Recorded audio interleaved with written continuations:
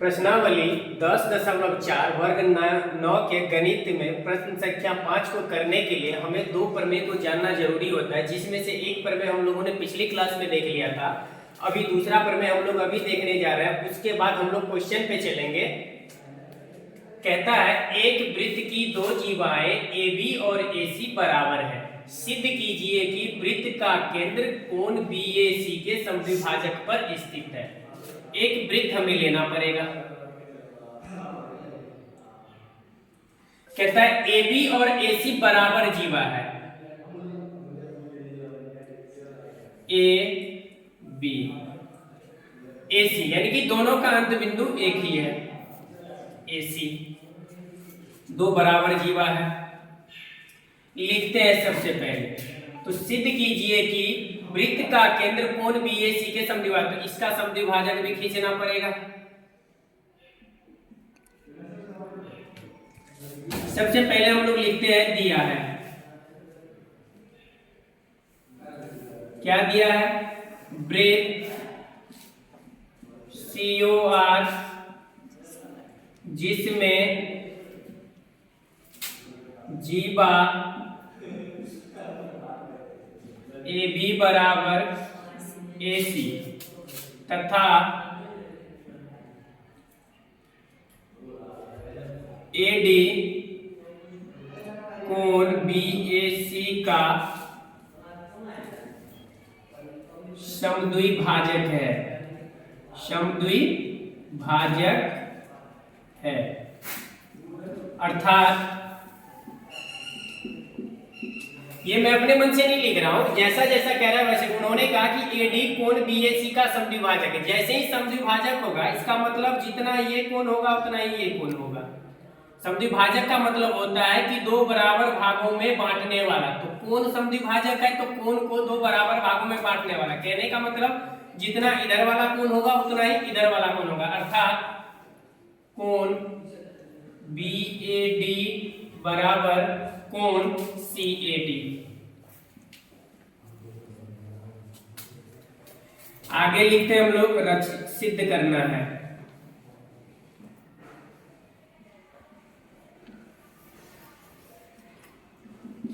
क्या सिद्ध करना है कि कोण BA के समद्विभाजक की वृत्त का केंद्र कोण BAC के समद्विभाजक पर स्थित, यानी कि ये जो कोण BAC का समद्विभाजक है इसी पर कहीं ना कहीं केंद्र स्थित होगा। इसका मतलब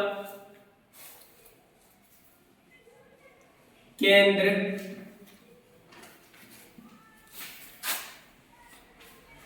AD पर स्थित होगा। ये चीजें हमें सिद्ध करनी है। अगला स्टेप हमारा क्या होता है, रचना होता है। रचना कब करते हैं, अगर जरूरत होती है तो करते हैं, जरूरत नहीं होती है तो नहीं करते। यहां पे जरूरत है, हम क्या करते हैं, B से C को मिलाते हैं।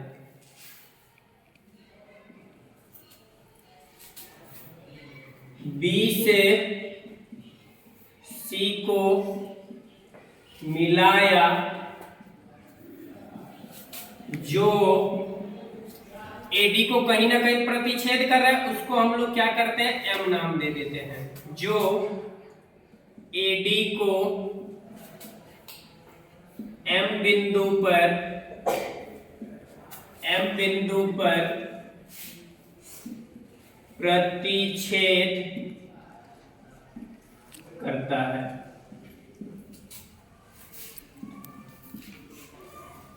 अगला स्टेप हम लोग का और फाइनल स्टेप होता है प्रमाण। ध्यान दीजिएगा, ABM और ACM त्रिभुज दो दिख रहा होगा आप लोग को। त्रिभुज ABM एवं त्रिभुज ACM में AB बराबर AC क्यों दिया हुआ है,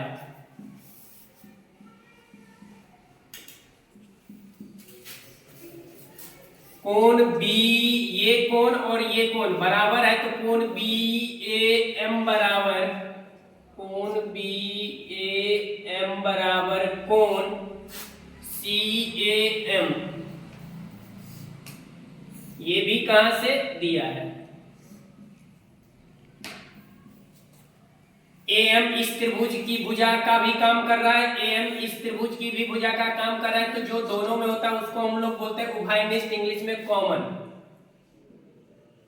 AM बराबर AM, ये कहां से, उभयनिष्ठ। अब ध्यान दीजिएगा, भुजा कोण भुजा, भुजा कोण भुजा, तो SAS से दोनों के दोनों त्रिभुज सर्वांगसम हो जाएंगे। त्रिभुज ABM सर्वांगसम त्रिभुज ACM, SAS सर्वांगसमता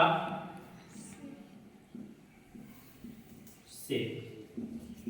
अब जैसे ही दो त्रिभुज सर्वांगसम होते हैं तो इसके संगत भाग बराबर होते हैं। एक त्रिभुज के कितने भाग होते हैं, 6 भाग होते हैं, 3 भुजा होते हैं, 3 कोण होते हैं। तो जैसे ही सर्वांगसम हुए तो 6 के 6 भाग इसके और 6 के 6 भाग इसके बराबर होंगे। 3 भाग से तो हम लोग सर्वांगसम दिखाए, तो बाकी के 3 भाग भी क्या होंगे, बराबर होंगे। तो ये और ये भुजा बराबर दिखाया था, तो तीसरा भुजा भी बराबर होगा, BM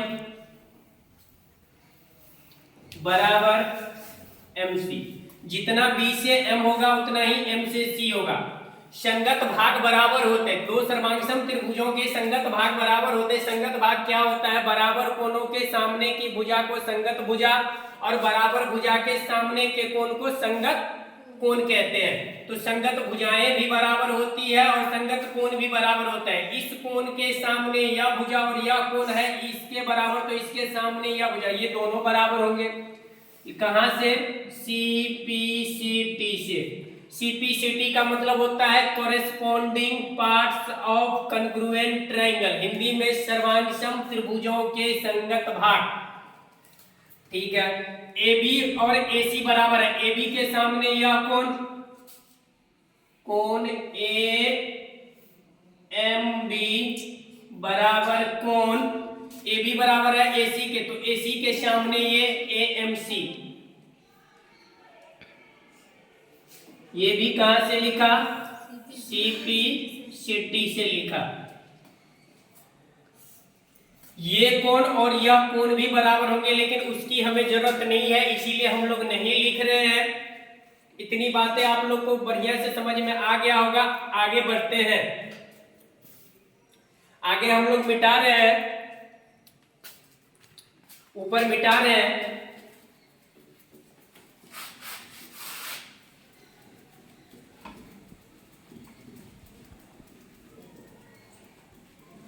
ध्यान दीजिएगा, इस दोनों कोणों का योग, यह एक रैखिक युग्म का कोण बना रहा है, तो रैखिक युग्म के कोणों का योग 180 डिग्री होता है। तो कोण AMB प्लस कोण AMC बराबर 180 डिग्री। कैसे, रैखिक युग्म से, रैखिक युग्म से कोण AMC प्लस कोण AMC बराबर 180 डिग्री। क्यों, यहां ध्यान दीजिए, जितना AMC है उतना ही AMB है, तो हम लोग AMB की जगह AMC को रख सकते हैं। चाहते आप तो AMC की जगह पे AMB को रख सकते थे, किसी एक को आप क्या करना है, रिप्लेस करना है। AMC टू कोण AMC बराबर 180 डिग्री, कोण AMC बराबर 180/2 यानी कि 90 डिग्री। फाइनल हमारा क्या आया, AMC बराबर 90 डिग्री आ गया। ध्यान दीजिएगा, यह AM परपेंडिकुलर इस पे है, लंब है, और AM क्या कर रहा है, इस जीवा को 2 बराबर भागों में भी बांट रहा है। तो यह जो है AM इस जीवा का समद्विभाजक भी हुआ और इस पर लंब भी है। हम लोग जानते हैं कि जीवा का लंब समद्विभाजक हमेशा और हमेशा अगर AM इस पे लंब है तो AD भी इस पे लंब होगा। मिटाते हैं आगे।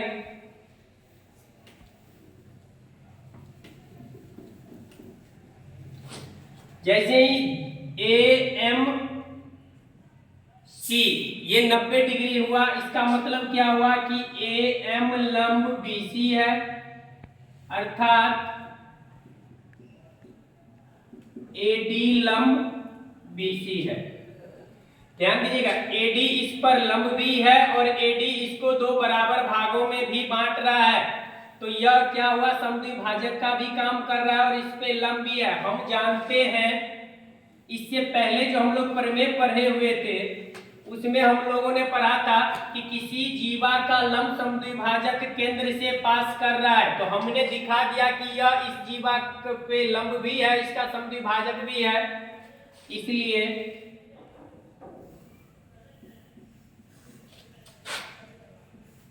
AD केंद्र से पास करेगा। अगर AD केंद्र से पास कर रहा है, इसका मतलब केंद्र कहीं ना कहीं AD पर ही स्थित होगा, अतः केंद्र AD पर स्थित होगा। यही चीजें हम लोगों को सिद्ध करना था। आशा करते हैं आप लोग को बढ़िया से ये चीजें समझ में आ गया होगा। अगर एक बार में समझ में नहीं आए तो आप इसको देखने से पहले हमारा जो इसे पिछला क्लास का वीडियो है उसको देखिएगा, और इसको 1 से 2 बार देखेंगे तो आपको बहुत ही बढ़िया ढंग से समझ में आ जाएगा। अगर आप लोग को हमारा वीडियो अच्छा लगता है तो हमारा हौसला अफजाई करने के लिए आप हमारे वीडियो को लाइक कीजिए, शेयर कीजिए, सब्सक्राइब कीजिए और कमेंट कीजिए। बहुत बहुत धन्यवाद।